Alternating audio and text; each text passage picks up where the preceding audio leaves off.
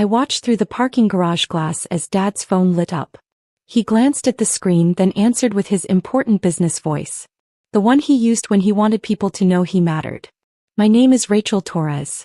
I'm 29 years old. And I just watched my father demand to speak with me without knowing it. Let me back up. Growing up as the youngest of 3 kids in the Torres family meant growing up invisible. My older brother Marcus was the golden child. Harvard MBA investment banking, the son Dad actually wanted. My sister Jennifer got the looks and the charm, married a doctor, gave my parents the grandchildren they paraded around their country club. Then there was me. Rachel's just not ambitious, Dad would say at family dinners. Some people are built for success. Others aren't. Mom's version was gentler but somehow worse. Not everyone can be a high achiever, sweetheart. There's nothing wrong with being average. Average. That word followed me through childhood like a shadow I couldn't shake. I was average at sports. Average at school, well, that's what they thought. I actually graduated summa cum laude from state school, but Dad didn't come to the ceremony because Marcus had a work presentation that same weekend. Average at dating. Average at life. What do you even do? Uncle Richard asked at every family gathering. Still at that little job? That little job. As if property management was something embarrassing. As if working with buildings and tenants and construction crews was beneath the Torres family name. My father owned Torres Legal Group, a mid-sized law firm with 40 attorneys. Respectable. Successful. The kind of business that gave him credibility at dinner parties. My mother sat on charity boards and planned fundraising galas. Jennifer's husband was a prominent surgeon. Marcus made his money moving other people's money around and calling it strategy. Me. I managed properties. At least that's what they thought. Property management, Dad would say with barely concealed disappointment. Well, someone has to do those jobs, I suppose. What they didn't know, what I'd deliberately hidden for 6 years, was that I didn't manage properties for someone else. I owned them. It started when I was 23, fresh out of college with a business degree nobody in my family acknowledged. I'd saved every penny from part-time jobs, every birthday check from grandparents, every dollar I could scrape together. I had $47,000.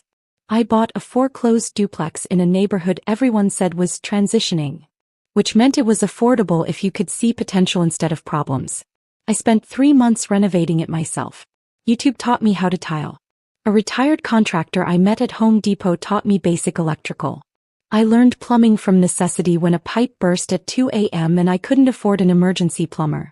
I rented both units. Cash flow positive from month 1. I didn't tell my family. Why would I? They'd just explain all the ways I was doing it wrong. Within a year I'd saved enough for a down payment on a small commercial building. A strip mall with 4 vacant units and 2 struggling tenants. Everyone said I was crazy. The bank almost didn't give me the loan. I filled those vacant units within 6 months. Raised rents responsibly. Built relationships with small business owners who needed space and couldn't afford the premium properties. I learned that success in real estate isn't about having the fanciest buildings. It's about cash flow, smart financing, and understanding what the market actually needs. By 25, I owned 6 properties. By 27, I had 14. By 29, I own 23 commercial and residential properties across the city, collectively worth $67 million. My company, RT Property Holdings, LLC, generated $840,000 in annual net operating income. My family thought I managed apartment buildings for $45,000 a year. I let them think that. Not because I was ashamed of what I'd built, but because I'd learned early that my father measured success by how much attention it brought him. My brother's Harvard degree made Dad proud because he could brag about it. My sister's doctor husband impressed the country club crowd. My success was mine. Private. Private. Built in silence while they dismissed me at every Sunday dinner. Still renting out apartments? Dad would ask with that pitying look. Still doing that property management thing?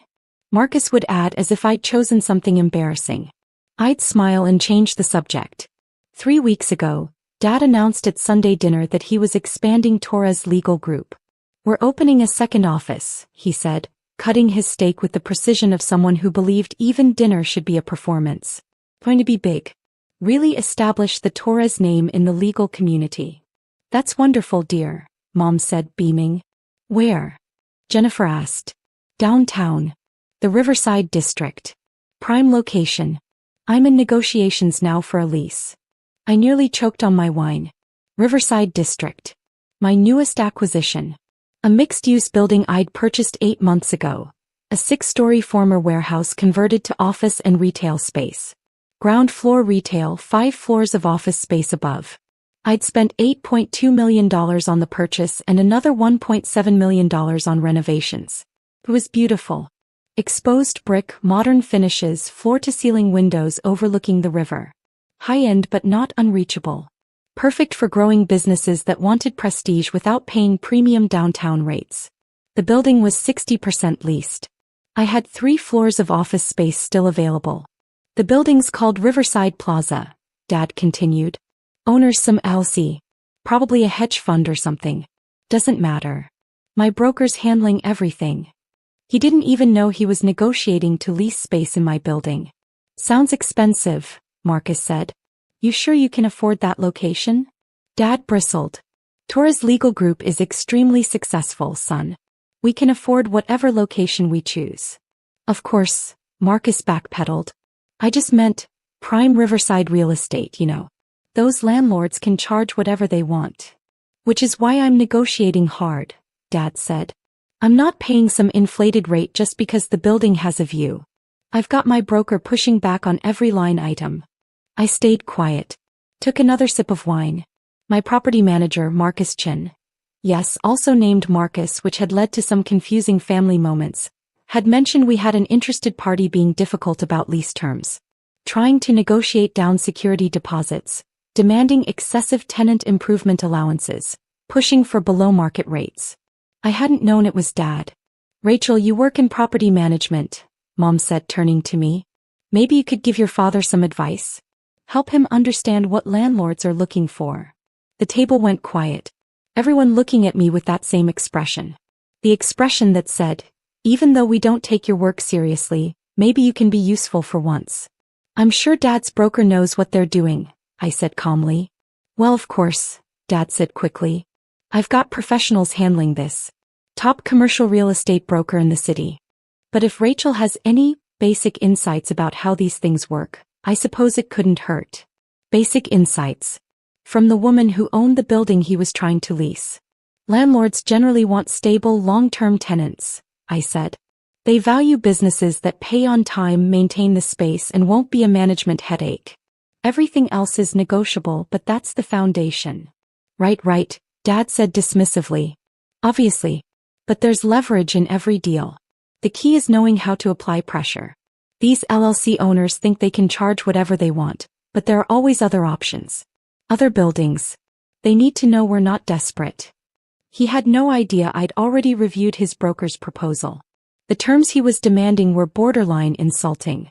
Below market rent, excessive improvement allowances, a lease structure that put nearly all the risk on the landlord. His broker was playing hardball, assuming the landlord needed tenants badly enough to accept terrible terms. What they didn't know was that I didn't need tenants badly enough to accept a bad deal. Especially not from my father. When do you expect to finalize the lease? I asked casually. Next 2 weeks, Dad said. The owner's been dragging their feet. Probably trying to create artificial urgency. Classic negotiation tactic. But my broker's not falling for it. We'll get the terms we want or we'll walk. Good luck, I said. Jennifer laughed. Look at Rachel acting interested in Dad's business. Character development. The table chuckled. Even Mom smiled. I smiled too. Because in 2 weeks this was going to get very interesting. The next morning, I reviewed the Torres Legal Group proposal with Marcus Chin in my office. They're really pushing hard on terms, Marcus said, sliding the paper across my desk. 5-year lease, $28 per square foot when market rate is $35. They want $150,000 in tenant improvements for a 4,000 square foot space. That's $37.50 per square foot, way above standard. And they want a 6-month rent abatement during build-out. I read through the proposal again. It was worse than I remembered. What did you tell the broker? I asked. I countered with our standard terms.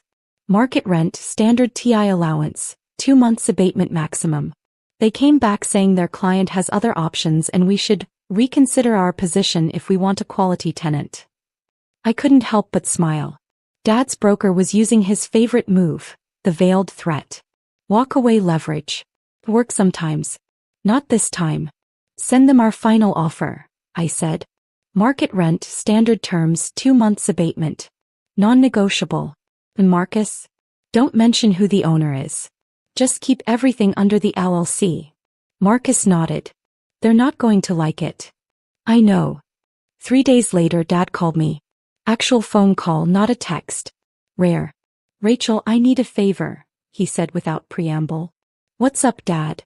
This building lease I'm working on, the Riverside Plaza building. The owner is being unreasonable.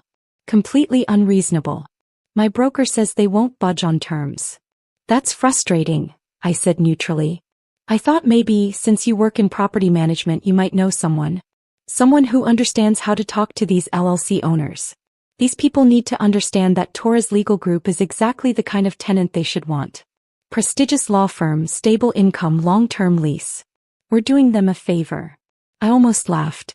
He wanted me to help him negotiate against myself. Dad, property management and ownership are different things. I don't really have connections with building owners. But you must know people in the industry. Someone who could make a call, explain that this is a good deal they're walking away from. I can ask around, I said. Good. Because this is important, Rachel. This expansion is crucial for the firm. I'm not going to let some anonymous LLC owner ruin this opportunity because they're too greedy to see a good thing. Anonymous LLC owner. That was me. I'll see what I can do, I said. That's my girl. Maybe you're better connected than I thought. He hung up. I sat in my office staring at the phone, feeling that familiar mix of emotions I'd been dealing with my whole life. Frustration. Sadness. And underneath it all, a growing sense of resolve. I'd spent 6 years building something real. Something impressive. Something that proved I wasn't average at all. And my father wanted me to use my connections to help him take advantage of me. 2 weeks later, Dad called another family dinner. Emergency Sunday meeting. The lease fell through, he announced as soon as we were seated. The Riverside Plaza building. Owner refused our terms. Completely refused. What? Marcus looked shocked. I thought your broker said you had leverage? Apparently not enough, Dad said bitterly. These LLC owners think they can just sit on empty space and wait for someone desperate. Well, I'm not desperate. We'll find another building. But you said Riverside Plaza was perfect, Mom said. The location, the prestige. It was perfect, Dad snapped. Until the owner decided to be unreasonable. They wanted market rent, minimal improvements, standard terms. As if we're some startup that should be grateful for the space. I took a sip of water. Said nothing. Who even owns it? Jennifer asked. Some RT Property Holdings or something. Probably a hedge fund. These corporate owners don't understand relationships. Don't understand that a quality tenant is worth negotiating with. RT Property Holdings. My company. Said out loud at Sunday dinner, and nobody connected it to Rachel Torres. Did you try negotiating directly with the owner? Marcus asked. The broker tried everything. Owner won't even take calls. Just sends back rejection letters through their property manager. Completely impersonal. This is what's wrong with commercial real estate. No human element anymore. I almost smiled. The property manager was Marcus Chen, and he'd sent exactly 3 emails, all professionally declining terms that would have put my building underwater. I actually have a lead on another building, Dad continued. Not quite as nice but adequate. Downtown proper, not Riverside District. My broker's setting up a tour for Tuesday. You're giving up on Riverside Plaza? Mom asked. What choice do I have? The owner clearly doesn't want quality tenants. Let them sit on their empty space. See how that works out for them. That's when I made my decision. I'd been content to keep my success private. To build my empire quietly while my family dismissed me. It was easier that way. Cleaner. But watching Dad blame the unreasonable owner for not accepting his below-market terms, listening to him act like the victim because I wouldn't subsidize his expansion. Something shifted. I was done being invisible. Dad, I said calmly. What if I could get you a meeting with the owner? The table went quiet. What? Dad looked confused. A meeting. With the owner of Riverside Plaza. Face to face. Dad's expression shifted from confusion to interest. You know them. I have connections with the property, I said carefully. I think I could arrange something. Rachel, that would be, Dad stopped himself. Almost said impressive but caught it. That would be helpful. Very helpful. Maybe if I could explain directly what Torres Legal Group brings to the table, they'd reconsider. Maybe, I said. Can you really set that up? Marcus asked skeptically. I think so. Then do it, Dad said. It wasn't a request. Call whoever you need to call. Set up a meeting this week. Tuesday afternoon would work. I'll see what I can arrange, I said. After dinner, as everyone was leaving, Dad pulled me aside. Rachel, I know I don't say this often, but this could be really good for you. Making this connection. If you can actually get me this meeting, it shows initiative. Shows you're more than just, well, it shows you're trying. More than just average. That's what he meant. I'll do my best, Dad. I texted Marcus Chin from my car. Schedule the Riverside Plaza lease negotiation for Tuesday, 2 p.m. The prospective tenant wants to meet the owner directly. I'll be there. Marcus replied, You're sure about this? Very sure. Tuesday afternoon, I arrived at Riverside Plaza at 1:30 p.m. The building looked spectacular. Autumn sunlight streaming through the floor-to-ceiling windows, the river sparkling beyond, the exposed brick walls glowing warm and industrial. This was mine. All of it. Marcus Chin met me in the lobby. Your father and his broker are in conference room A. I told them the owner would arrive shortly. Perfect. Let me talk to them first. I walked into the conference room. Dad looked up surprised. Rachel, what are you doing here? I told you I'd arrange the meeting, I said calmly. Yes, but, he looked confused. You don't need to be here for it. I can handle the actual negotiation. You've done your part. I think I should stay, I said.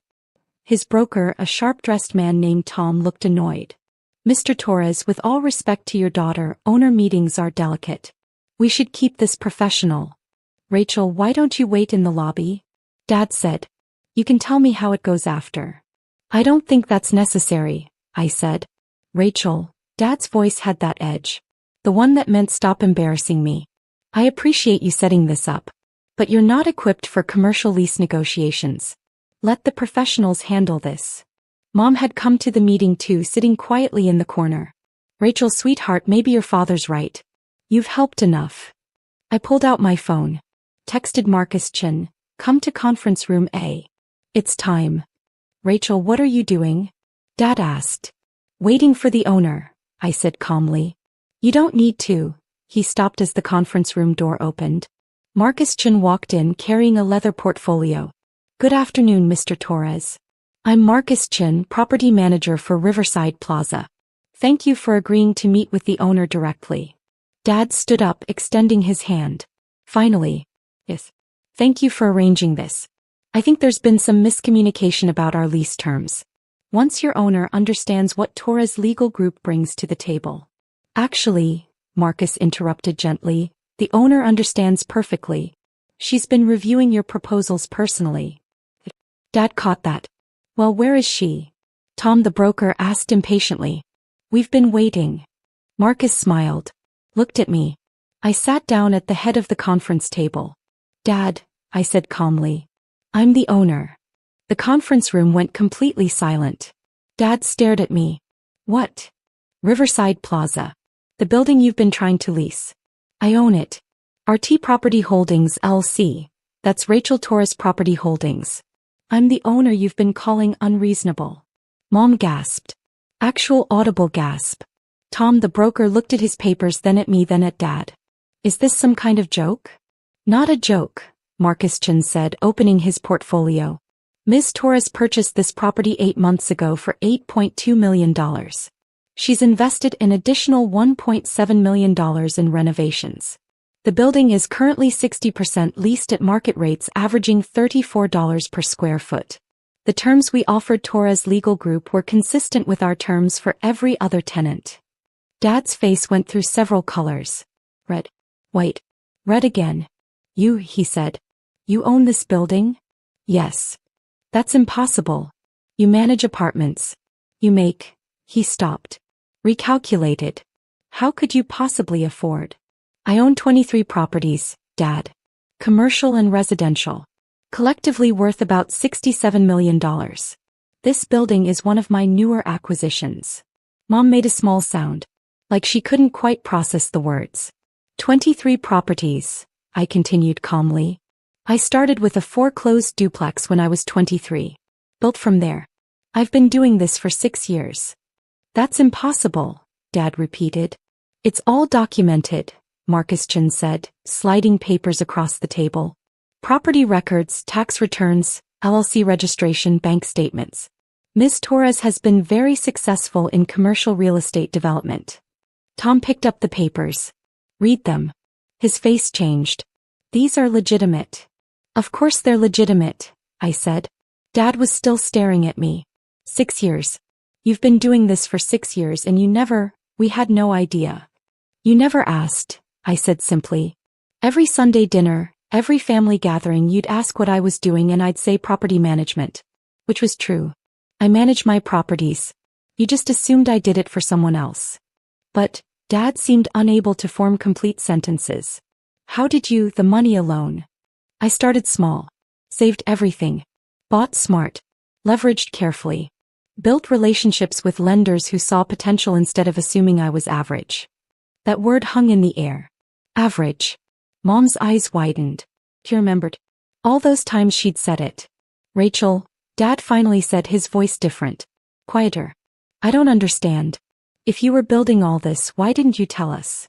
Because you wouldn't have believed me, I said. And if you had believed me, you would have tried to control it. Give me advice I didn't ask for. Explain all the ways I was doing it wrong. This was mine. I needed it to be mine. But we're your family. You're my family that calls me average, I said calmly. That dismisses my work. That assumed I couldn't possibly be successful because I didn't go to Harvard or marry a doctor or work at a fancy law firm. The conference room was silent. Tom cleared his throat. So, regarding the lease terms. The terms I offered were fair, I said, cutting him off. Market rent, standard improvement allowance, reasonable abatement period. Your client wanted below market rent, excessive improvements, and terms that would put all the risk on the landlord. I don't accept deals like that. Not from anyone. But I'm your father, Dad said. Which is exactly why I won't give you below market terms, I said. Because that would be preferential treatment based on relationship, not business merit. Torres Legal Group would be a good tenant at market rates. But I won't subsidize your expansion. Dad sat back in his chair. Looked at the papers Marcus had provided.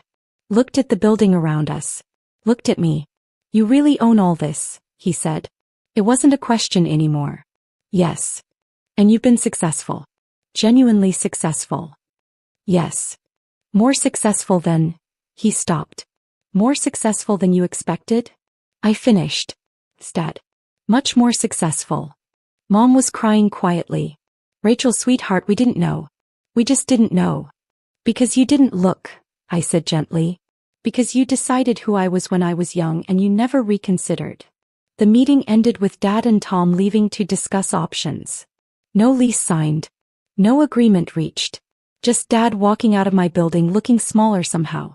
Mom stayed behind. Rachel, she said after the others had left. I owe you an apology. You don't. I do, she interrupted. We both do. Your father and I. We made assumptions. We stopped seeing you as someone capable of this. She gestured at the building around us. We saw you as our youngest child who needed guidance, and we never looked close enough to see what you were actually building. I didn't know what to say to that. Are you happy? Mom asked. With all this?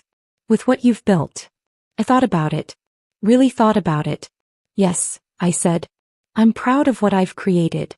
I'm proud I did it on my own terms without asking for permission or validation. I'm proud I proved to myself that I'm not average. Mom flinched at that word. We shouldn't have said that, she said quietly. Any of it. You were never average, Rachel. We just couldn't see it. I know. She left shortly after. I stood alone in the conference room, my conference room in my building, and looked out at the river. My phone buzzed. A text from Dad. We need to talk about the lease. and other things. Can we meet for coffee tomorrow? I replied, coffee works, but the lease terms are non-negotiable. He responded, understood.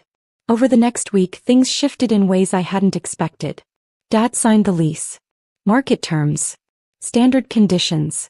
Torres Legal Group would occupy 4,000 square feet on the third floor of Riverside Plaza, paying exactly what every other tenant paid. But more than that, something changed in how my family saw me. Marcus, my brother, called me to talk about investment strategies. Actually asked my advice. Listen when I gave it. Jennifer invited me to lunch and apologized for years of dismissive comments. I thought you were just coasting, she said. I didn't realize you were building an empire while we weren't looking. Mom started introducing me differently at her charity events.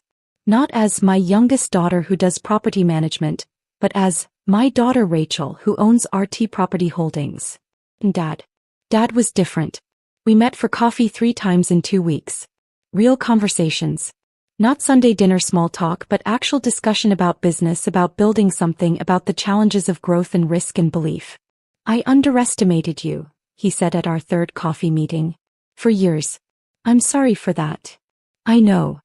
I thought I was protecting you, encouraging you to have realistic expectations. I didn't realize I was just limiting you. You were limiting your view of me, I said. I was never limited. He smiled at that. Sad smile but genuine. You know what the hardest part is, he said. Realizing that while I was so busy being proud of Marcus's Harvard degree and Jennifer's doctor husband, I missed watching you become more successful than any of us. I'm not more successful. Rachel, you're 29 years old. You own $67 million in real estate. You built it from nothing. That's exceptional. And I almost missed it because I was too busy assuming you were average. There was again. That word. I'm not average, I said calmly. I never was. You just couldn't see it. I see it now, he said. Torres Legal Group moved into Riverside Plaza in March. Their space looks spectacular. Exposed brick, modern finishes, views of the river. Market rent, paid on time exactly like every other tenant.